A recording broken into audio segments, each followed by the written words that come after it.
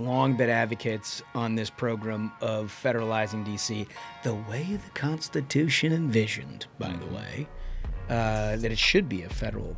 Wait, you're telling me they didn't envision 2 United States senators from D.C.? No, it's funny that they didn't see that. Well, It was a I federal could have territory. sworn, because Yeah. the Democrats keep talking about that. Yeah, That our government needs 2 senators. they do keep talking about it. You mean to say that the falling crime might not actually be the case? It's amazing when you legalize crime goes down. And for the journalists, the nerve of these people, it makes me so angry to see this, because I sent this tweet out and I was so proud of it. It breaks my heart when innocent people in DC are the victims of crime instead of these journos who are enablers and who try to say, oh, there's no real crime. You see, it didn't happen to me when I was having brunch in Georgetown. I wish it had. I really wish it had. Hardworking Americans know when it's time to roll up our sleeves and get the job done. Now is the time to unleash our nation's energy, to create jobs, secure our future, and make life better, more affordable, and full of opportunity for all Americans. That's the power of America's oil and natural gas. Learn more at lightsonenergy.org. Paid for by the American Petroleum Institute. Ladies and gentlemen, your attention, please. Keep the faith, hold the line, and own the libs. It's time for our main event. Good Tuesday to you. Welcome back to the Ruthless Variety program. It's Al of the Week here in Washington, D.C. and across the nation. I am Josh Holmes, along with Comfortably Smug, Michael Duncan, and John Ashbrook, left to right across your radio dial, as always. Big news out of the nation's capital. It turns out that our President of the United States, Donald Trump, is finally going to do something about inner-city crime. He's decided to focus on the one place that a President of the United States has jurisdiction, which is Washington, D.C. You recall a couple of weeks ago, we did an episode where we talked about, we first floated the idea that you could invoke a home rule. Recall, constitutionally, Washington, D.C. is under the jurisdiction of the federal government. This has gotten perverted over the years, where you've got a city council that basically wants to decriminalize crime, and a mayor, several mayors, who have had, shall we say, less than enthusiastic response to what is violent crime in the nation's capital. Now, what does it mean to you? You don't live in Washington, D.C., in all likelihood, even if you do. This is a fairly provincial conversation. It is a demonstration project, from my perspective, of what can be done and should be done with inner city crime across this country. No doubt, you live in a state where there is a city that has a heavily populated urban area that in the last 4 or 5 years has become unrecognizable. Like, you can't go take your kids to games, you can't go to a theater, you can't go to a concert, you can't do all these things because it's the risk outweighs the reward. It's become a national, look at Denver, Colorado. Yeah. What's become, across the country, cities have completely gone to hell. They've gone to hell. And this is why this is so critical, is because if Donald Trump is able to save Washington, D.C., to break the back of crime in this town, it shows that decline is a choice. Well, and it'll break the back of the Soros-funded left-wing Bingo. prosecutors in this country that have used America's inner cities as a laboratory for lawlessness. Yep. Yes. That's what they've done. Yep. Because just ideologically, they just think, people who commit crime should be left in our communities. And if you look at D.C. especially, you look at the recidivism rates, it's absurd. No cash bail. Absurd. What they've done to this city, our city, your city, as Ashbrook always says, you pay for this as a taxpayer. Nearly $1 billion a year. Right. Out of your pocket into this city. It's time somebody takes control. Yeah. Yeah, no question. So it's about D.C., but it's really about every metropolitan area across this city, or across this country. Do we get to a point where you've got like the Giuliani-style broken window approach, where if you walk into any city across this country, you see broken windows, broken down stuff, homeless people sleeping on the streets and all kinds of things. Is it conducive to follow the law or is it conducive to promote you can get away with anything? And Donald Trump has a view on this point of view, and like what he's laid out here, I think is going to be instructive to the rest of the country. He started, if you remember, after Big Balls was attacked. Big Balls, of course, the infamous Doge employee, young kid, very, very smart, saved a woman from a carjacking last week or the week before. Brutally beaten. You saw those images. Yeah. Put his own neck on the line. And Trump came out afterwards to say, like, look, we're going to do something about all this. We did a program shortly thereafter where we were like, do it, do it, do it, do it. We've long been advocates on this program of federalizing D.C. the way the Constitution envisioned, by the way, that it should be a federal. Wait, you're telling me they didn't envision 2 United States senators from D.C.? No, you know, it's funny that they didn't see that. It was a federal I could have territory. sworn, because Yeah. the Democrats keep talking about that. Yeah. That our government needs 2 senators. They do keep talking about it. In fact, there's somebody in our show who keeps talking about this that we'll get to here in a bit. But so Trump and Graphic One on Sunday released a statement saying, we're having a news conference tomorrow in the White House. I'm going to make our capital safer, more beautiful than it ever was before. The homeless will have to move out immediately. We will give you places to stay, but far away from the Capitol. The criminals, you don't have to move out. I love that. Yes. We're going to put you in jail where you belong. We have a place for you right here. Yeah. It's all going to happen very fast, just like the border. We went from millions pouring into zero over the last few months. This will be easier. Be prepared. There will be no Mr. Nice Guy. We want our capital back. Thank you for your attention to this matter. All right. So his point of view, very clearly laid out, is it's about time the federal government get involved in making sure that the nation's capital is a safe, clean place to visit. Can we say when that first dropped online, President Trump's message for Trump, we instantly started messaging each other. Yeah. Oh, yeah. How thrilled and excited we were, because the fact of the matter is, for folks who, if you have not visited Washington, D.C. lately, I don't blame you, because it's a horrible situation. It's a tragic situation. So many people I know have been victims of crime. Friends of theirs have been victims of crime. I told the story of a friend who had their buddy bringing his wife home from the hospital with their new baby after she delivered. They got carjacked. Yeah. They got carjacked on the way back. My trainer, riding the train, stopped a woman from getting raped in the morning. Jeez. We're talking about at 8 in the morning. It's insane. This is the nation's capital. This is America. And that now, this happens. And now, for the first time, we have a president who's willing to do something about it.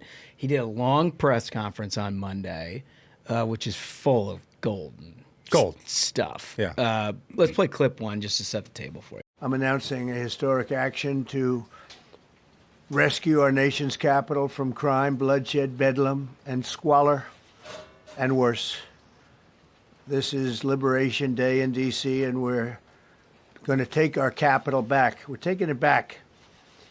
Under the authorities vested in me as the President of the United States, I'm officially invoking Section 740 of the District of Columbia Home Rule Act. You know what that is? And placing the D.C. Metropolitan Police Department under direct federal control, and you'll be meeting the people that will be directly involved with that. Very good people, but they're tough, and they know what's happening, and they've done it before. In addition, I'm deploying the National Guard to help reestablish law, order, and public safety in Washington, D.C., and they're going to be allowed to do their job properly. All right. So, look, that's the official order of what goes down. And you might say, okay, you've got a crime problem. It's been a persistent crime problem in the nation's capital. You'd like the world to be able to visit America's capital city and not worry about being carjacked or, thieved or beaten on the street or something like that. Of course, like who's opposed to that? It turns out the constituency is opposed to that. It's just like your straight Democratic Party. Yep. Every single Democrat finds a problem involved in this. The truth is, honestly, is that for the same reason that Hamas is a component of the Democratic constituency, so is thievery, thuggery, and murder. Yep. And there is a constituency within the Democratic Party that doesn't want to change any of that. And it's important because we've seen for the better part of a decade, almost 20 years now, there is this kind of far left ideological pipeline grift money train on the left, where the universities are full of professors who get their grants by being like, I'm going to write a paper and it says, you know what, actually all criminals should be let out of jail. Yeah. And all prosecutors should release all prisoners. And that the reason crimes happen is because of poverty. And so the criminals are actually the victims. Well, we don't understand what makes a criminal, right? Yep. It's like the consequences for crime notwithstanding, it's the psychology of what makes somebody a criminal. So the left really is fascinating when it comes to the topic of crime. If you ever get a chance, go to the subreddit, the Washington, D.C. subreddit. I was hearing about this weekend. Which is just a fascinating psychological analysis of the modern left. And that is, and a lot of these subreddits in these cities are overtaken by left-wing activists, and they moderate these things and what have you. But it's instructive, I think, in that, crime is out of control in Washington, D.C., like it is in so many large urban areas across this country. But when somebody reports, getting punched in the face or robbed on the metro or carjacked in D.C., and they post it in that subreddit, they almost have to apologize for reporting it. Yep. Yeah. Because they don't want a moderator to take it down. Because if you post something crime-related in the Washington, D.C. subreddit, then you're just stoking, anxieties. Yeah. Racial animus, Yes. something like that. Right. And they'll take it down. But the thing that the left misses on this is they think that stopping crime is racist. That's the I thing. think that attitude, there's nothing more racist than that attitude. And that's like, the thing. As if your typical family growing up and trying to make their way in an urban area doesn't want safety. Of course they do. They're like, oh, well, we want this crime. Nobody wants crime. And No, that's the but thing. it is instructive that, it is the far left that polices the discourse when it comes Right. to democratic politics on crime. Right. So like a normie in the Democratic Party who's like, hey, I just hate seeing the window of my car that I park on the street punched out, Yeah. Like I don't like that. And then it's like you're gonna get a discourse back from some left-wing academic talking about how you bringing that up is actually racist. But that's the thing is the obfuscation of crime and race, of being told that, like, wow, again, Americans have been being brainwashed for over a decade that police officers are racists. Like, think about the whole BLM movement was predicated on making people think that every police officer in this country is racist. And that if you report a crime, you're a racist because you're trying to harm a marginalized community. I'm the one who got my car broken into. Yeah. You know what I mean? Like, Right. just trying to flip in people's minds. Well, the victim's crime not and the victim. Yep. The criminal is the victim. And we saw this go on to steroids after the George Floyd incident and all of COVID. And I'll be honest, like D.C. itself, as somebody who's lived in and around this place for 20 years, in 2017, 18, 19, it got to a place where people were pretty comfortable. Like crime was pretty low. It was one of the better cities to go move around in. I remember after President Trump won the first time in like when we won in 2016, in 2017, he comes to the White House and the Navy Yard area became like the conservative area. All the folks who were moving into work in the administration, Which was historically speaking a pretty dangerous neighborhood before the National Stadium went up, and then a bunch of youth in that era. And so all these like area young moved. conservatives move in, and Navy Yard suddenly became like the place to hang out. You could go there, you could watch the game, you could grab some beers, you could hang out with some buddies. It was safe. Then COVID hit.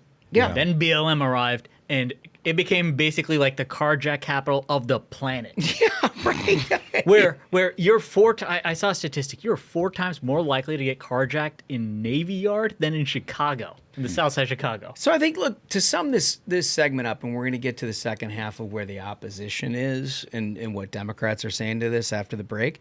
But to sum it up, Like, this isn't isolated to D.C. It's the one place, as I said at the top, where the president of the United States actually has jurisdiction to do something about it. We see city after city, Chicago comes to mind, where you've got these incredible criminal statistics and people of young ages dying needlessly all across in some of the poorest neighborhoods, and yet a political leadership that keeps electing the same people that perpetuate the same violent crime, and unwillingness to deal with the root problems of all of this, in large part because it's a constituency. Yep. Right? They want to perpetuate the same constituency in order to get elected. And you wonder why. You sit back and you look at this stuff. The Chicago one really stands out because a few years ago they had it was worse than like Mogadishu in terms of murders and everything else. And they had a mayoral election. And there was one guy who was like this stooge for the teachers union who basically did all the same liberal stuff that just let crime rampant and what have you. And another person who's also a Democrat, but was like, no, we need law and order in this city. People need to feel safe. We need tourism. We need all these things. Guy got blown out by the stooge. That's the thing, is, again, because it's the left-wing money grift. They dole out the money to the NGOs. They dole out the money to all the community groups who are like, oh, the best way to tackle crime is we should have a trans awareness day. You know what I mean? And then they get the money doled out, the taxpayer money doled out to them by the mayor who's in on the grift, who's elected by the teachers' unions. The grift continues. The money gets passed around and the crime gets worse. So you sit back as somebody who appreciates law and order and you wonder, this is never going to change. You can't, if you can be confronted by literally world record statistics in murder and turn around and be like, no, I'm for the guy who's going to be soft on crime. You're like, all right, well, we're just not going to go to this city anymore. This is an experiment that may change everybody's point of view in the same way that Rudy Giuliani in the early 90s changed New York for a generation. Bloomberg continued it. And you had a vibrant, wonderful city that is about to go down. Well, and we also saw it there in Donald Trump's statement where he was like, look what I did on the border. Everybody said that was impossible. Look, it's just migrant flow. There's nothing we can do. Yep. Right? Yep. And then he becomes president of the United States and suddenly zero. Donut. Yep. Nobody is illegally crossing the southern border. And so in D.C., he has the opportunity to prove to the rest of the country it can be done. It can be done. It can be done. All right. So when Trump's taking decisive action, Democrats claim that, this is all misplaced. Crime isn't actually a problem. It's going down. Lot more to the story after this. Only 58% of Americans today say they're proud to be American. The lowest number ever recorded. That's not just sad, it is very dangerous, because if we forget what makes America special, we risk losing it. That's why Americans for Prosperity is launching the One Small Step campaign, a bold nationwide initiative to reconnect Americans with our founding principles that sparked unparalleled innovation and prosperity. It's not just a celebration, it's a call to action. Through the 250,000 Steps for Freedom Challenge, AFP is partnering with the grassroots in all 50 states to take meaningful steps that defend freedom and advance opportunity. Call your representative, attend a local event, knock on a door, talk to your neighbors. Every single step counts, and every step moves us closer to a more perfect union. Go to takeonesmallstep.com to learn more, then join the challenge at afpvolunteer.com. So a big part of federalizing D.C., as Donald Trump has talked about, is taking over the D.C. Metro Police Department. Now, you might think that there's a little bit of a tug and pull in terms of how people locally would react to that kind of thing. I would wager to bet that the vast majority of DC police are pretty excited about this because they can actually do their job for the first time. These are people who, get calls to response to crime, and they're like, nah, you need to prioritize anybody who's actually been shot and bleeding out over a petty theft. And that's the reason why, not only in DC, but across this country, in every city, you've got a Walgreens or a CVS that has everything behind closed doors. And gated off, and you can't actually, if you go into a city anywhere in this country, you can't get a stick of deodorant without calling the cashier over. because they steal everything. Why does 99% of the population have to live with the CVS being a Fort Knox instead of the 1% causing it being in jail? Exactly. That is exactly right. So, but with this partnership, we're going to have to, because it is a partnership, like he needs the D.C. Police that is now federalized to actually work on that. How does Trump handle this? Clip 2, please. All of these people are really tough. Could I shake your hand, Gaddy, please? You're going to be so important here. You're going to be that guy. I hope I don't have to fire him in 2 weeks because he's too soft. I don't think he's too soft. If I do, I will, though. Is it okay if you're soft, weak, and pathetic like so many people? I will fire you so fast. You're not going to have to worry about that. No, I think you're going to do a fantastic job.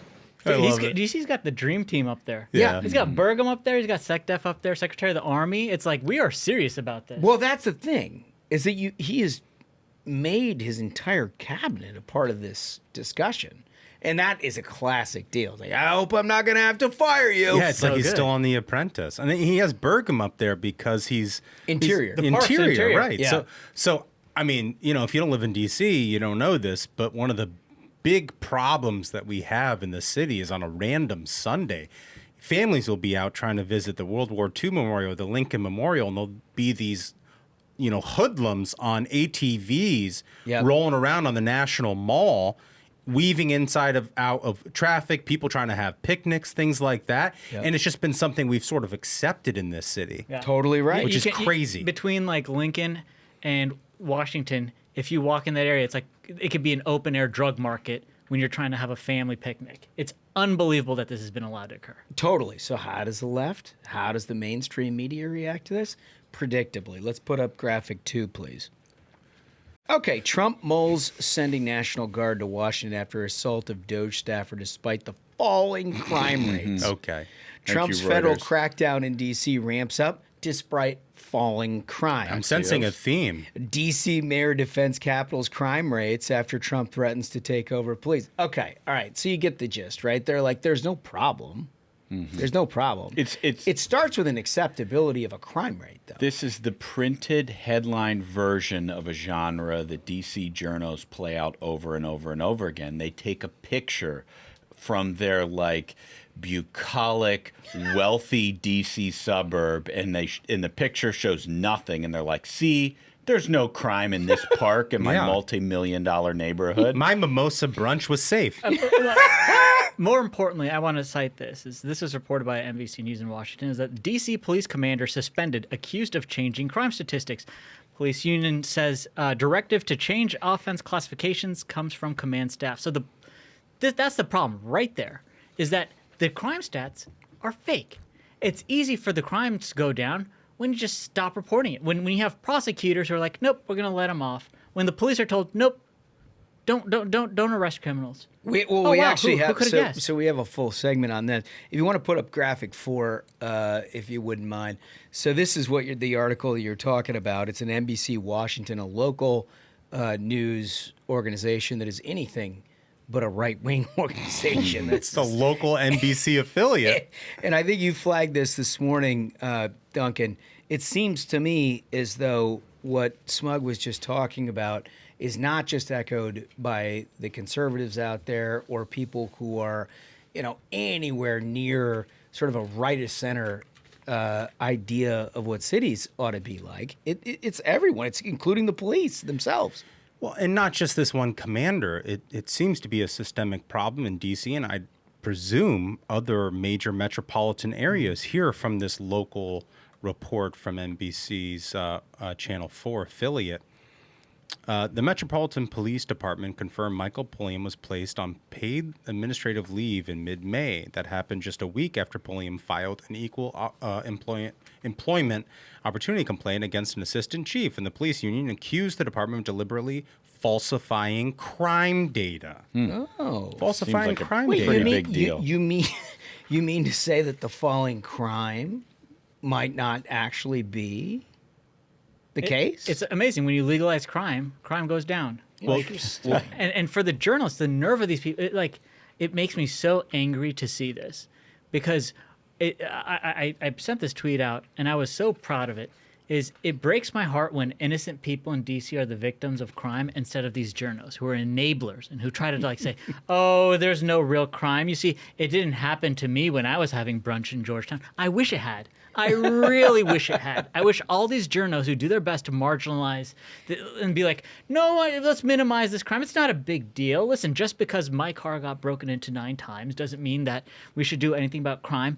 They deserve the worst. Like, you know, for the criminals who are listening, please target journalists instead of these innocent people who don't deserve it. Well, they can't. They're allies in the cause. But the police union, it seems like, is ready to talk. Yeah, so here's a quote directly from the police union. When our members respond to the scene of a felony offense, where there is a victim reporting that a felony occurred, inevitably there will be a lieutenant or a captain that will show up on the scene and direct those members to take a report for a lesser offense. Mm-hmm. So, instead of taking a report for a shooting or a stabbing or a carjacking, they will order that officer to take a report for a theft or an injured person to the hospital.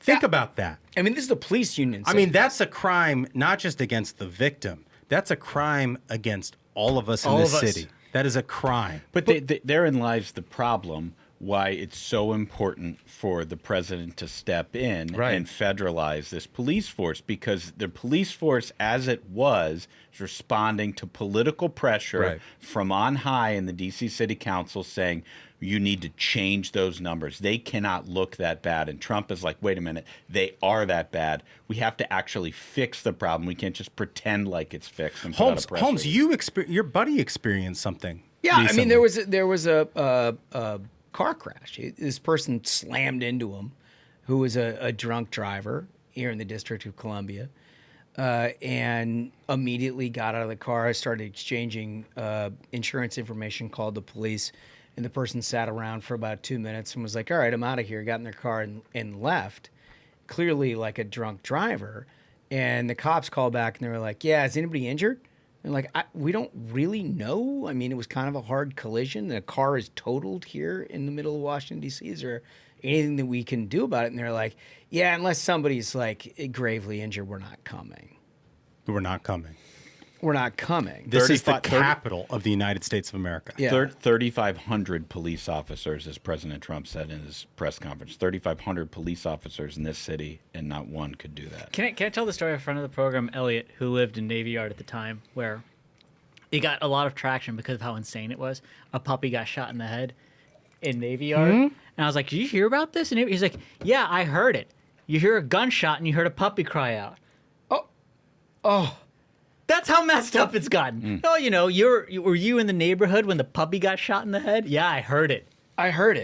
Yeah, I mean, that's what's going on. But when you're left with political leadership that will not do its level best to try to reassure the citizenry that they're there to try to prevent violent crime or any crime whatsoever, you have to be left to your own devices at some level. Now, D.C., a place that like prohibits firearms and everything else, you're left to like how is it in a gun-free zone? This happens? Yeah, you're left to, shall we say, substandard ways of doing that. Can we put up graphic 3, please? So this is a note in the car window of a car parked on Capitol Hill that says there is nothing of value in this car. Only restaurant supplies and broken dreams. My God. Please don't break the window for the 5th time.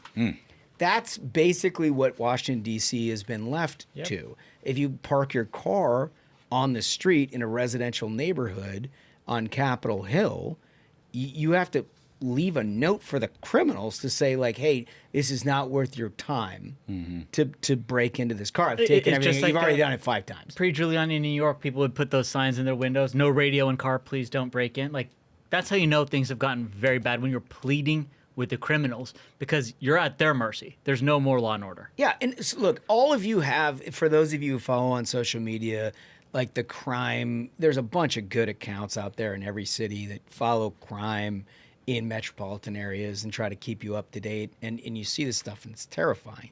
There's one of them just this week in D.C., clip 3, if you don't mind. This is in Southwest, in Navy Yard, the place you're talking about that used to be this enclave of safety and fun there's just clips raining out, people running around like crazy. People are just shooting.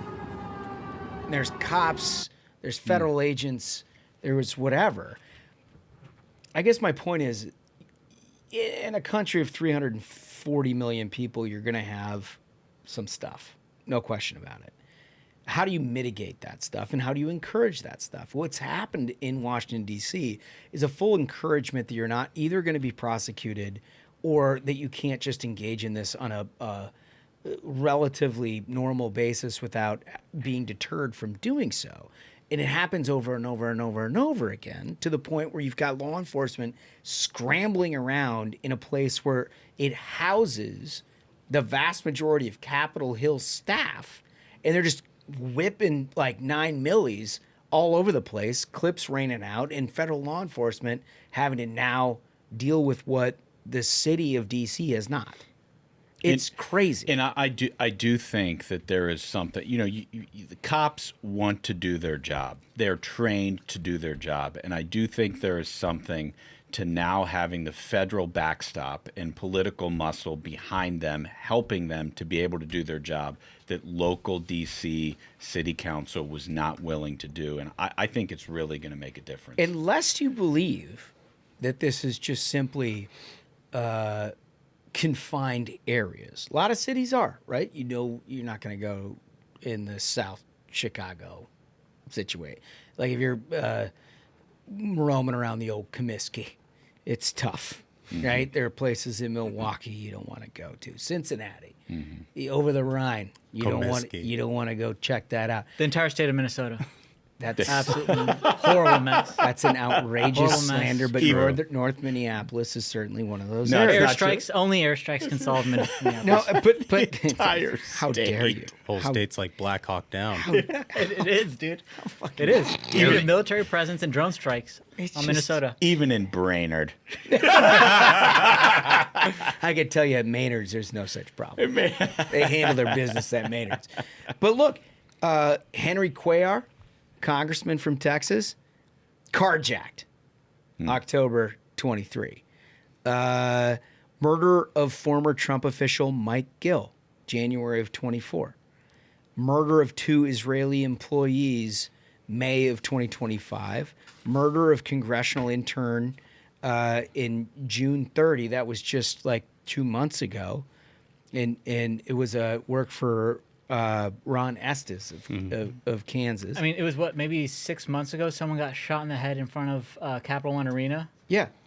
Dude, this is happening. This is not my point is this isn't isolated into these neighborhoods you shouldn't go into. Yep, it's everywhere. But we're talking about it was 2 blocks from the shopping area where there's a Louis Vuitton and an Hermes. Someone got shot in the head right in front of the arena. Yeah, right. An assault on what we said, big balls. I mean, all of these things are happening all over the place.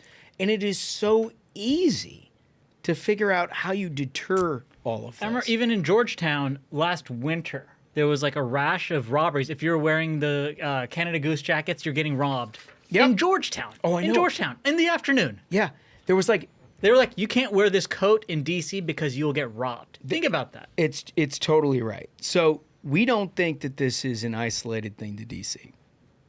We think this is going to be a demonstration project. And Trump will figure this out. He will. In the same way that he did the border. It's going to be ugly, and the same old constituencies were going to cry wolf about all of this. They're going to be like, well, we can manage our own wards in our own districts, and how dare the President of the United States, except they haven't. And their own wards don't feel an inclination to stay in their own ward and criminalize each other. They go throughout the entire city of D.C. This is the same thing that's happened in city after city after city.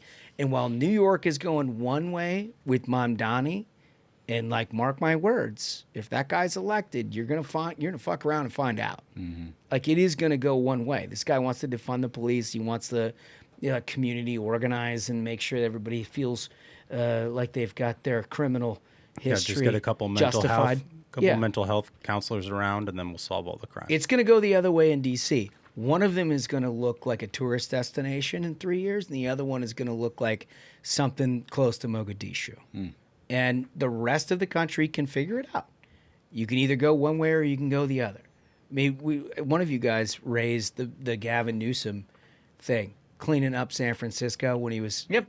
You know, when she came to visit, Newsom was able to clean that town up, get all the homeless out of the way, make the streets clean for like 48 hours while she is there, which is so pathetic because that tells you they don't care about Americans. They don't care about what you as an American citizen, how you have to live your life. Oh, she's coming to visit? I gotta make sure the master has a nice place. And it is the hallmark of Democratic-run urban epicenters. Make no mistake, this is not, like, I don't know why we don't have this conversation, like, more broadly than it is. If there is a Democrat-run city, you will find higher crime rates. Yep. It's just a period and exclamation point. That is the rule. That is the way it's gone. And when it becomes multi-generational, it compounds upon itself. Yeah. And it becomes more dangerous and more dangerous and more dangerous and harder and more irredeemable. And that's just the way that it's worked out. And so our question of the day to you all is, what's the worst Democratic-controlled city in the country? Great question. What is it? Because there are a lot of them, and it's almost every one of these urban epicenters. If voters can take a look at D.C. and what I am confident President Trump is going to accomplish in Washington, D.C., will they do something about it? So what's the worst Democratic-controlled city, and which is the one that needs to take the lesson from President Trump and everybody else, because it's about to change in the nation's capital? My vote's Minneapolis. Is disgusting. Horrible place. Poor Holmes. This is unbelievable. Poor Holmes, shitting on your home. I'm just taking so much heat. I agree with him. You got off Cincinnati? I mean, we had to ask the vice president about the crime in Cincinnati. I think that was an isolated incident. Oh, my God. I just don't believe I think Cincinnati's you. number 2. Yeah. 1 and 2, worst places, horrible places. You guys are awful. All right, so our question from last Friday, and thank you for all of you who joined in to listen to the governor of Texas explain everything. Do you think any of those Texas Dems that we were talking about who abandoned ship over the redistricting are going to end up in jail? A lot of talk about it, and we open it up to all of you. When you like and subscribe, we read every single one of your comments. I think you've now figured out there were several of you that were skeptical. And we've since replied. We've disabused you of that notion. Yeah, that in fact we do. We're always there lurking, plotting. Yeah, and there's like 4 sets of eyes on this stuff. You learn so much listening to the audience. You learn more listening to our audience than you do listening to us. The comment section is the panopticon of the Ruthless Variety program. Oh, they're panopticon. That's good. Well, you only get that out of the old man. The old man. It's an SAT word for you. Yeah. old Merriam-Webster himself. That's right. Well, to read our comments, we always start with a voice. Okay, first one comes from GW Builder.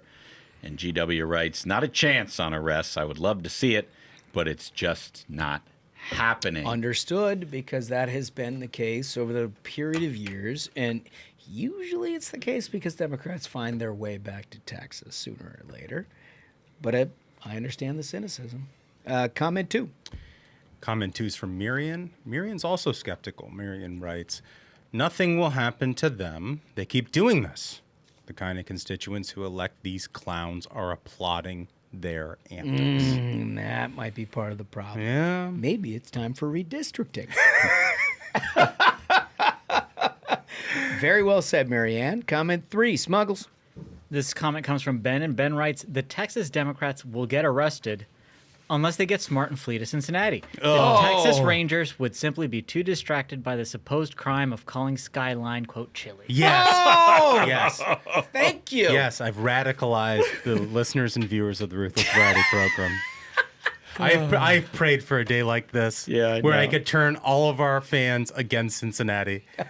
It's a horrible place. That is the truth, though. Horrible place. You mean chili's not chili. The food's disgusting. The crime is unbearable. You know that Johnny told me last week he sincerely would make it his last meal on Earth? I would. It's delicious. It's just he's lying to himself. That's why it's irredeemable. The people there, it's too far gone. It's cinnamon in meat sauce. I apologize for nothing. It's delicious. Airstrikes on Cincinnati, too. Just lying.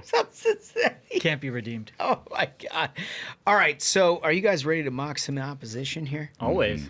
So it turns out the Democrats... I love this story so much. Again, it's not going well, and for a variety of reasons. But can we put up graphic 5, please? Buttigieg faces a soft spot with black voters as White House speculation grows. So he's obviously running for president. He's trying to it's all he's ever wanted. This stuff. And it turns out that Pete has 0% support amongst black voters, which... you know, you don't have to be a scholar of politics and what constitutes a Democratic coalition in a Democratic primary. 0 ain't going to cut it, is it, fellas? Well, let me remind everybody, and longtime listeners of the Ruthless Variety program will remember this, but let me remind everybody of what happened when Mayor Pete had his hands on the wheel of power as mayor of South Bend. I'm going to read to you some lines from a 2019 story in BuzzFeed written by Henry Gomez entitled, "What Happened When Pete Buttigieg Tore Down Houses in Black and Latino South Bend." Okay, this woman, Regina Williams Preston, got into politics so that the city wouldn't do to anyone else what the mayor's big redevelopment plan did to her. His program to knock down hundreds of homes in Black and Latino neighborhoods like hers smacked of gentrification and ultimately cost her family several investment properties they hoped to repair. Let me tell you what Mayor Pete's plan was: to tear down 1,000 homes in 1,000 days. He basically just came up with something, and he made sure that he followed through with it, no matter the cost. And of course, the mayor did not respond directly to questions from BuzzFeed News classic at the time. McKinsey pitch deck. It's Yeah. like 1,000 homes, 1,000 days. 1,000 homes, Doesn't that 1,000 sound days. great? Let's go. Bumper sticker.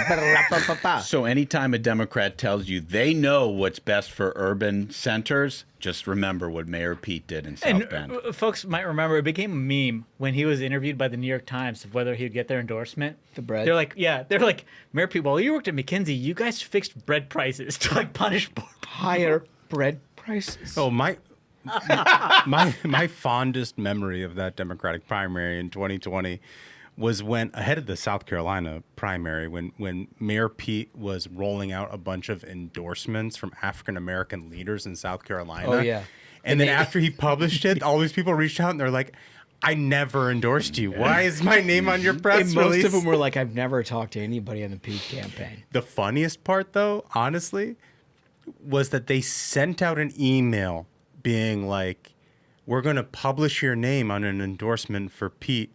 And if you did not respond, you had to opt out of it." That's so awesome. If you An didn't opt-out respond, endorsement. If you didn't respond, then you endorsed it. Opt-out endorsement. Yeah. That's so good. That's so good. It's like one of those horrible corporate...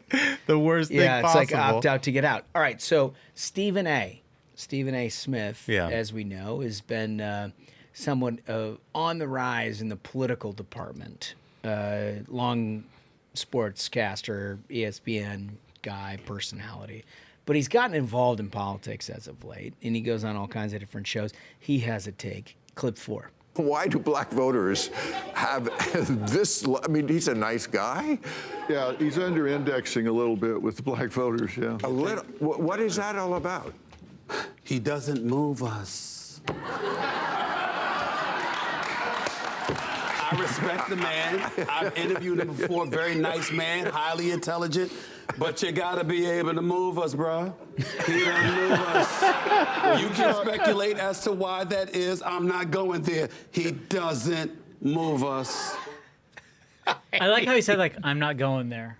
Yeah. It's like, dude, there's statistics on this. Support of gay marriage by demographic. Do you know who has the least support among any demographic? It's the black community. Yeah. He's like, "I'm not going there." Everyone's like tiptoeing around it. dude, the first time he ran for president, that's fair. Everyone in politics was discussing this of like, how's Mayor Pete going to keep winning? Because like in the early primary states where you don't have a significant black voter base, Mayor Pete was up. Plus, you had like Iowa, New the Hampshire, dark money groups that were like rigging the actual primaries. But anyways, besides that, then you get to South Carolina and he got stomped, dropped. Yep. Yeah, and nobody wanted to talk about No one would talk actually the demographic. The Democrat breakdown. consultants were talking about it non-stop. They were. Non-stop. And we were privy to that Yeah. because we were on the back end of it. The thing that they wouldn't tell the media. Yep. And the thing that Stephen A. won't Yeah. say. Well, he was like, I'm not going there. It's like, dude, yeah, you can't. he's Everyone like, knows he this. doesn't move us. Yeah. Okay, well, what doesn't he move? Well, you're right. I mean, I think statistically speaking, there is a demographic problem with Mayor Pete in the black community. And the fact that they don't talk about it within the Democratic Party is a perfect example of why it is that they've just kept failing in this realm. Isn't this kind of Stephen A's weakness, though? Like, outside of being a Knicks fan, who I hate about him, but like he's supposed to be this truth teller for like Except he can't say it. center-left politics, Yeah. but even he can't say the obvious thing that Smug just illustrated. Like, he won't ESPN. say it, right? Like, if he's not going to say it, then what the hell are you doing being a part of politics? If you're going to save the Democratic Party from itself, like, you got to say the hard truths, right? What do lib dem politicians do when they have a problem? They overcorrect. And so because of Mayor Pete's problem on this subject, he's like, no, roads are racist. And everybody's like, wait, roads? What are you talking about? He overcorrects. Totally, dude. He will never, ever be able to get them. Nope. Yep. Doesn't matter what he says. Yeah, it's fair enough. On to another story. It's just a pretty predictable situation, sadly. I think this is according to the New York Post. Former AOC staffer arrested for trying to incite an attack on a Jewish school. No way. I'm shocked. Oh, my gosh. So let me just read a couple of things here. A former youth organizer for New York Democratic Rep AOC was arrested for urging her 25,000 followers to, quote-unquote, attack a high school in New York City because Jewish students attended it. The New York Post reported, if anyone needs a public school in New York City to attack for whatever reason, Lexus driving, Urshal No. loving... Israel. They're saying it's like a misspelling of Israel. Oh. Israel. Oh, they just misspelled? On purpose, yeah. Israel instead of Israel. No way. It's just an Israel. anti-Semite. Yeah. Oh, I'm unfamiliar you're with kidding. the vernacular of anti-Semitism. Yeah. Thank God. No. Thank God. I am unfamiliar with it. Israel is what they have said. Loving Zionists all attend. The since deleted post by Ayman Abdul, 27, according to the New York Post. Guys, I like.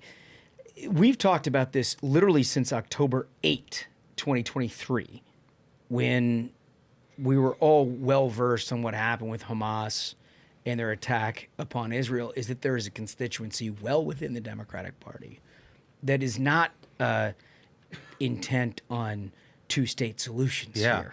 I mean, they keep telling us exactly who they are, and the left keeps making excuses for them. But we keep pretending from a national discourse standpoint that, like, okay, well, good minds disagree. Right. This is just everyone's just very angry about, aid not getting into Gaza because Israel's so bad. Or and it's like, we just want to stop the violence. Yeah, right. I think just want to stop the violence. It should be a lot simpler than that. It's like 9/11. So quickly, we're letting people named Iman Abdul be like, I'm calling for an attack in New York City. That's what happened here. They're calling for an attack in New York City. Yeah. Beat it. Dude, what a good point. Yeah. Put him in handcuffs and on a plane. He's out. I mean, for 10 years, a tweet like that by somebody who was associated with a lawmaker would have been the end of the career of the lawmaker, but B, it would have been met with massive federal response. Yep. This guy just deleted a tweet, and everybody's like, well, no. I think it's actually a woman. Is it? Iman Abdul is a woman. I mean, who gives a fuck? Yeah. It honestly, at the end of the day, you're talking about somebody in a cause that Democrats have dismissed as a Michigan problem. Mm-hmm. This is an electoral issue. It's like, sorry, Like you do this minds stuff. disagree. Handcuffs and plane ride. Like And we they don't gotta understand. tighten this up. They don't understand that maybe, the youth may see things differently. That's another thing that I love to see popping up. The youth might see things the youth has come to a conclusion that the old timers here in the United States have just not seen coming, which is our real ally is Hamas and Hezbollah. Yeah. You know what I mean? It's like we act as though this stuff is real. It's not real. Like this is a call to terrorism from somebody who likely sympathize with terrorism, and they're doing it on American soil. Why this person? If it was up to me, I'll be frank with you. Rendition to a black site. Yeah. Like they should be in Gitmo. They should. Granted, I'm from an era where we experienced 9/11 and I saw all that stuff.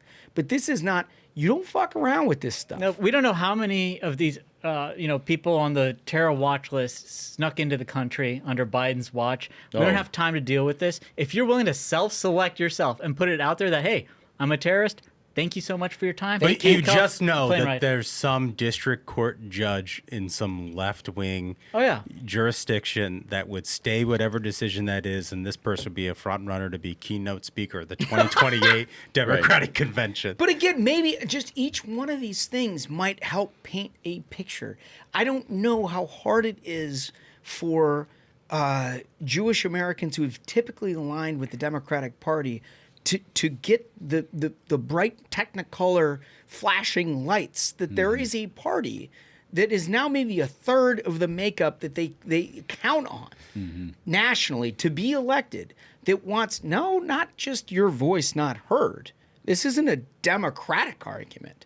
This is your elimination from the face of the planet. And it is just that simple. Well, so I guess what I would say, this episode's a little depressing to me because, the first segment we all talked about crime. Now we're talking about this. And I think if I had to, simply state it, it's hard to live in a country with people who want America to fail and want our country to be worse. Yeah. And when you deal with stuff like this, who are with calls to terrorism, or with, not wanting to put criminals in prison, it's, tough. How are we supposed to run a country with citizens who don't agree on those things? I've got the optimistic angle. It's like, look at what President Trump is doing. Yeah, you can just do things. Yeah. America's back. You federalize. Thank you. You saved me. Yeah. Yeah. America's back. We're locking up the criminals and we're putting Sydney Sweeney on TV. I was so close. Also, have you seen any of the sorority things that are coming out? Yeah, that's good. Like America's the full back. sorority America's dances. back. Football's almost back. I mean, Football's back. People feel good about it. Yeah. I feel like we are back. Thank you, friends, for saving me from the black bill. Yeah, thank you. You're welcome. You're welcome. So, James Carville. Yeah, I saw this. Which is basically, I think he might be in his final form. Yeah. Look, I have some begrudging respect for this guy. How can you not? Because I don't know him personally. I know a lot of people who do, who love him, who I find to be reasonable human beings. And they think he's funny and kind of gets it at a level that most, certainly the progressive side. Well, and he's got a folksy sort of delivery of the whole thing, which is totally incongruent with so much of the left-wing media in the Acela corridor that we hate so much. So as a Republican, you see him in his presentation, his whole thing, and you're like, I kind of get that guy. Yeah, so he took a bunch of heat from the left for being like, dude, you guys just don't get it. He's now come back to the left to be like, hey, let me scoop up any kind of credentials that I may have lost. Let's see clip 5. They are just going to have to unilaterally add Puerto Rico and the District of Columbia states. Come on. They're going to have to, the Congress does give, the Constitution gives Congress power over federal elections. I don't think they can redistrict, but they're things they go do. They're going to have to do it. They're just going to have to do it. And they may have to expand the court to 13 members. Any of those things in isolation, I would be skeptical about. I would be cautious about. I would say, well, I don't know if that's the greatest idea in the world. You're opening Pandora's box, or all kinds of things. If you want to save democracy, I think you got to do all of those things. And this is why I don't have respect for him. Because I know the political Acela class that I'm surrounded by is okay. He's kind of like the fun folksy guy. No, they're not. They're all like that. They're all that every Dem, scratch a Dem, you're going to get a commie. That every single one of them is like that. Like you can find the one who's like, you know what, I like Carville. He's got that Southern accent. Well, he no, talks I mean, sense. it was just. He wants to pack the court, just like the rest of them. Here's the thing. Lock him up. Here's the thing. Like 6 months ago, this was the guy who was leading the autopsy of why Kamala Harris lost and all these left-wing causes had men failed. and women's sports, all that. You got to get rid of it. Right. But now what he's advocating for is putting Jasmine Crockett more into power, putting AOC more into power, making Mamdani more into power. All of the emerging powers within the Democrat Party, he wants them to have more sway. I mean, it's so simplistic. Is like, we say that Trump is 80-20 on all these issues, 80-20, is because it's simple. It's not right and left. It's right and wrong. It's become just a line in the sand. Do you want a country anymore? Do you think illegal should be allowed to run amok? Do you think crime should be punished? There's no longer any kind of like, well, you know what?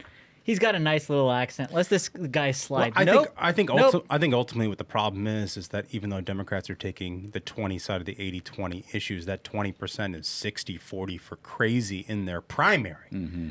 And he knows which way the wind's blowing. And he knows all the power is with those radicals, with AOC, with Mamdani and Crockett, right? Like that's what it is. He's not done yet. He ain't done yet. Yeah, and that's what that's all about. Yeah. It's sad, but it's true. Speaking of somebody, so Gallego. Oh, yeah. This guy from Arizona. Ruben Gallegos. Yeah. Hilariously mocked Iowa. Mm-hmm. Like he called for it not to be part of the early primary system for Democrats. He's been elected for a cup of coffee in the United States Senate. And now he's got a lot of opinions about not only how the presidential system should work, but with the future of the Democratic Party and also his place in it. So he's decided he's going to Iowa. Hilariously. Clip 6, please.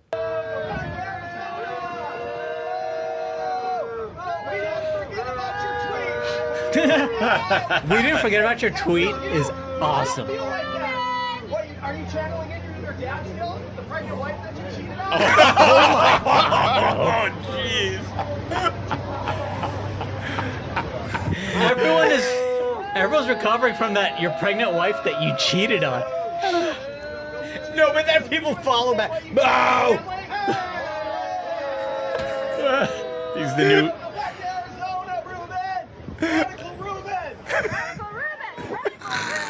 He's the new Ben Knopt. Dude, I love when Twitter becomes real life. Yeah. Accountability has arrived. The people from Twitter have arrived. They have arrived. But also, like, we know we've been to the Iowa State Fair 2-3 times. You better come correct at the Iowa State Fair because they're gonna meet you where you are. And if you think you're just gonna go there and flip some burgers and pretend like Iowa sucks and then reinvent yourself in front of them, no sir. Yeah. No, sir. That's true. You're going to get asked about your pregnant wife that you left. Yeah. I mean, honestly, pregnant wife, bro, that was a hit. Honestly, I mean, like you said, Ruben Gallegos has been in the United States Senate for a cup of coffee. He shows up in Iowa to flip over some pork tenderloins. It's amazing. I mean, if I'm him, I chalk it up as a win that people knew who his name was, you know? Like, you telling me, like, people in fucking Iowa give a shit about Ruben Gallegos? No, 90% of the fairgoers are like, get this fucking guy out of here. Yeah. Like, I don't know who he is. But, like, those who did, they did. They had an opinion. They did. And they knew. They knew who he was. And they had a rough assembly of his dossier. Yeah. Welcome to the fucking show, pal. One thing that caught our attention for an insane mainstream media headline was this Politico piece. Graphic 6, if you don't mind. Democrats try to separate their tactical use of redistricting from that of Republicans. So if you listen to the show last week, we did a full rundown of how absurd Democrats have been. And we had Governor Abbott on. That was awesome. We had Governor Abbott on who talked through what it is that they're trying to accomplish vis-a-vis somebody like Pritzker, that fat boy in Illinois who decided, Do it, Ashbrook. Do the old fat man. Oh, the old fat man. Although our great president noted that Pritzker's lost a little bit of weight, and maybe that means he's going to run for president. Although President Trump said he was pushed out of the family business, so maybe there's something to learn there. Oh. I'm just looking at the picture that Politico has, and it's undoubtedly, hopefully, for them, a flattering picture of Pritzker. It doesn't look like he's lost a lot of weight. No, dude, the guy's eating Connie's pizza 3 meals a day. Okay, he's not missing a meal. The old deep dish has gone 3 meals deep on this cat. But the point remains is that they're trying to separate out what has been clear gerrymandering from the Democratic Party over decades. Places like Illinois or New Jersey or Massachusetts or, California for that matter, where the percentage of Republicans from a national level completely dwarfs their representation in the United States. Without a doubt. I mean, just look at New England, for crying out loud. I'm not saying it's a bastion of Republicans, but they vote for President Trump at 30 and 40%. 0 members of the House of Representatives are Republicans from any New England state. Yeah, and Ashbrook and I, we went on Dana and Bill's show on Fox on Monday, and we were talking through all of this. And the point we made was like, I don't know who's running PR for the Texas Dems, but deciding to abscond to Illinois, one of the worst Democratic gerrymanders in all of the United States, where 44% of the state voted for Donald Trump and only 17% of the districts go for Republicans, is like hilarious in and of itself. But like back to the whole headline here of the article. The media is deciding that when Democrats gerrymander, it's just tactical. Tactical. They're on the battlefield. They see what the enemy's doing, and they just got to make some tactical decisions. Yeah. And that's what you really want from the Democrats is some leadership. Just take a step back from a 30,000-foot look. That when Democrats gerrymander a state that does not represent the citizenry, it's a tactical decision. A political, that's crass. It's hardball politics, no doubt. But it's tactical. Whereas when Texas Republicans are trying to do, that is a grave... It's a threat to democracy. Threat to democracy. Right. As the former president, Obama. Right. Something I've started believing in strongly is accountability for journalists who push this kind of garbage out. So that graphic didn't have it, but the name of the journalist who wrote this is Greg Svirnovsky at Politico. Hold him accountable, Smug. On X or Twitter, whichever you prefer the name of. His @ is @G_SVIRNOVSKIY. If you want to, let him know your thoughts on this. Just let him know. Let him know about the tactical They use. get away with this, and they think they can keep it up. And then when a bunch of people voice their opinion, journos tend to shut up. I've found that effect. So, if you feel like you want to let this person know, I would highly recommend you do so. Perhaps they have a different opinion after some constructive criticism. Accountability. Just send him some tactical tweets. Yeah. They're all tactical in tweets. nature. All tactical in nature. Just keep it on X. Keep it on X. But make sure it's tactical. Kathy Hochul. So this is, again, one of the most fantastic. New York, historically, hilariously gerrymandered.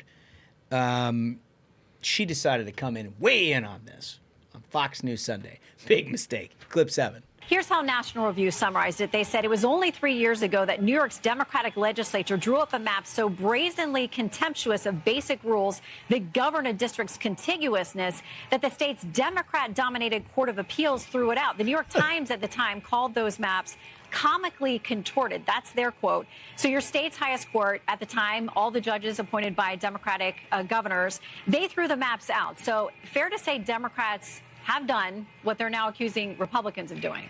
No, we followed the rules. We do it every 10 years. We base it on census. But the court said you didn't follow the rules. Well, we did follow the rules. So the court was wrong? Well, we followed the rules. We followed the rules. Well, okay. We tried to commit a crime and we got caught. So we followed the rules. Yeah, those were rules until they told us it was criminally negligent. And then we decided.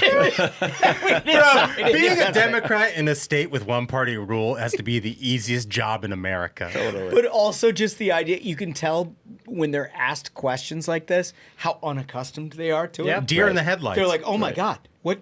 Is that an opposition question?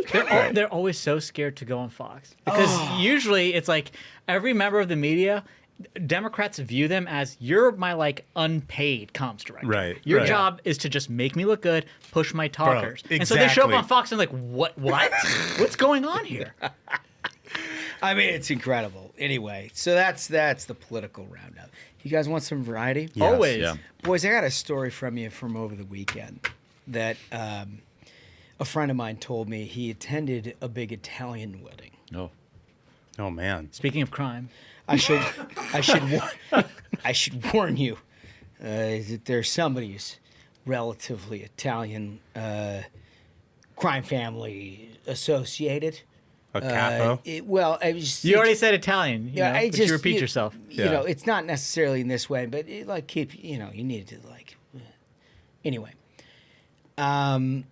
this wedding, the mom is very proud of her son who's getting married, and she does the typical speech that accustomed to like usually the father of the bride, but she does one about how wonderful her son is, and it's like everything you expect of a big Italian mom. It's like loves their love story or whatever, and she starts bringing out artifacts that she's now giving to the bride to hand over. Oh, that's nice. So it starts with like the bronzed little shoes that she's got, like the first pair of shoes, like the first drawing, all these things. Like I've kept these things for our family that I'm now passing on to you to just sort of hold safe and dear in our family. And this goes on for 45 minutes. The whole crowd is like, okay, we're good. Like let's get to the next. And at that point, she reaches down into her bag of goodies that she's pulling out of all this. She's like, I have one last thing. Pulls out a Ziploc bag. No. Yeah. No. Uh-huh. You're kidding me. No. I know where this is going. Really? And here I have the foreskin of my son that I'd like to pass along to you to keep in your good stead. Are you kidding me? What? Yes. Wait, was your friend? Is your friend in this? No, he just attended. He was an attendee. Was your friend an Italian? He's the way he describes it. The way he describes it is it's like everybody's kind of doing, they pushing food around their plate, like this thing's gone along a little, and all of a sudden it was like, hello. What? Are you kidding? Wait, first of all, we'll come back to. How did you know, Duncan? Because of the build-up. That's what it was going to be. The second he said Ziploc bag, it's like, what would you prepare in the Ziploc bag? And I could only think of two things. One, first haircut. Right? Like some locks of hair. Which wouldn't be totally crazy. But it's crazy, but it's not that crazy. But you wouldn't save it to be last. No, you wouldn't. And this mother-in-law wanted to be the center of attention. Let's be honest. So, I mean, and so she saved the most crazy thing for last. But here's so where, she could finish with a bang. Here's where it gets hilarious. So my buddy who's attending this thing, this is several years ago. He's engaged at the time, and his wife is sitting next to him. It's a big. This happened years ago. Big Italian Catholic wedding, and she turns to him and she says, "Is that what Catholics do?" Like she's definitely not. She's like, is this because she's now engaged and she's about to enter into a similar ceremony? Do you have a Ziploc? She's like, is that part of the custom? Like, do you guys? Is your mom gonna hand me your foreskin on our wedding night? And he goes, yes. He goes, yeah. That is a very what a perfect answer. Yes, that just is deadpans it. He's like, yes, that is part of our custom, and that is what we do. My goodness. It becomes such a thing that, like, over the ensuing months, she's like wholly encapsulated by this. She's like, they planned the wedding, everything's good, but she can't get over like the fact that this is going to happen. And she's like, look, Joe, I need to talk to your mom. Like, I can't do that in front of all my family. Like, I can't like receive a foreskin. and he's like, I don't know. You're gonna have to talk to her about it. What a perfect dude. So this poor girl waits for like this next family meeting. And she's like, look, I'm very appreciative of your customs and like we're incorporating as much into this wedding as we possibly can. I wonder whether or not, and like this is a give and take, so you tell me what you think. I'm wondering whether or not it's possible that we can in private you deliver the foreskin. At which point his mom is like, what the fuck are you talking about? And like his mom loses it, and he comes and he's like, solid goof. Gotcha. Buddy. Solid goof. That is a marriage that will last forever. It starts under those terms. It's one of the best stories I've heard forever. It's a good goof. I mean, that is can so you good. imagine? That is so good. But to go back, I mean, can you imagine for a second somebody just like No. straight up? I had no idea people kept foreskins. No, I didn't either. And they served it for calamari that night. No. Can you believe that? Sick. They had a game whether it was calamari or foreskin. Well, it's chewy. Nobody knows. Nobody knows. It's Russian roulette on the plate. Sick. Okay. Dude, I can't believe she was like, is this what Catholics do? And he was like, yes. Yes, we My do. mom will do this. We're going to pray the rosary, and then she's going to hand over the foreskin. Just an apology to anybody who's eating dinner while watching this. Calamari or foreskin. That She is must the have game. texted all of her friends. She must have the sleepless nights. Oh, God, she was probably dying. And he let it go for months. This guy is a one of one. What a legend. Just such a legend. It's fantastic. All right, so last thing that we're going to do, Chinese Navy. Did you guys see this video? Happily, yes. All right, so the Chinese Navy, they got a lot of exercises. That is not, like, this is something they do a lot. Yep. They're like, oh, tough. Yeah, they try to like they're extremely aggressive, whether it comes to their aircraft or if it comes to their naval vessels, of thinking that they basically run the world. Yeah, so let's play this clip 9.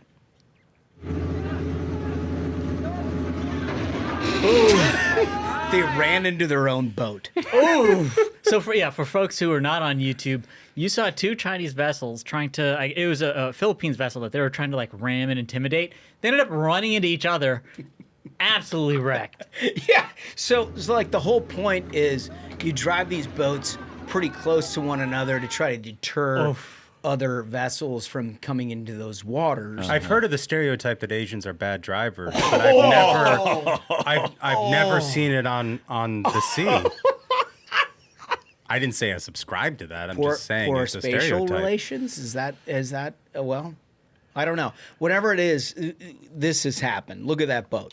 So the boat is completely wrecked. 2 Chinese vessels slamming into one another. Not exactly a show of strength. You love to see it. You love to see it. One of my favorite Insta follows is Qualified Captain. I don't know if you guys follow Qualified Captain on Instagram. It's a ton of boat wrecks, people doing stupid things. This is Qualified Captain. But you know what I don't Global. like about Qualified Captain? A little too scoldy for my taste. They can get a little scoldy. It's a little scoldy. They can get for that. my taste. Well, it's not just like a look at this idiot and laugh about it. It's like you should never be out on a thing without PFDs and you know, and it's like I got it, dude. I know the rules. I just want to laugh because that's why I'm on Instagram. Yeah. They're reaching for content a little bit. You know what I mean? It's a little scoldy for my legs, but I do appreciate the content. No question. All right, cold variety. We have no idea. Did you do this? I did this. Yeah. Anytime Duncan does a variety segment that he has not socialized with the group, I fear for what we're about to encounter, and this is the last thing we're going to do here. Well, so last week, Ashbrook had to answer for something that is the state of Ohio and the Cincinnati Bengals. He's going back at it. And because it is football season, you son of a bitch! I know what you're doing. There's something you, Josh Holmes, I know has what to you're answer doing. for. I know what you're doing. Oh, I hope I know it's what I think it is. And that is, there's a new cheerleader for the Minnesota Vikings. Lee, can you put up that graphic? Wow. It's a man. Blaze. Are we sure? It's straight up like they're going to identify as a guy too? It's a man. We're sure about that. It is a man. He's wearing makeup. He's got a mustache. You never know at this point. Listen, dude, I have so little. His name's Blaze. It's Blaize. There's also another male cheerleader for the Vikings this year, Louis, I believe. You know what? Like, one wasn't enough. For Holmes, thank God your wife has your kids as Eagles fans. I thought that is shameful. I thought the most embarrassing thing about the Minnesota Vikings was they never won a Super Bowl. And then I saw this on Instagram over the weekend. What do you say for yourself?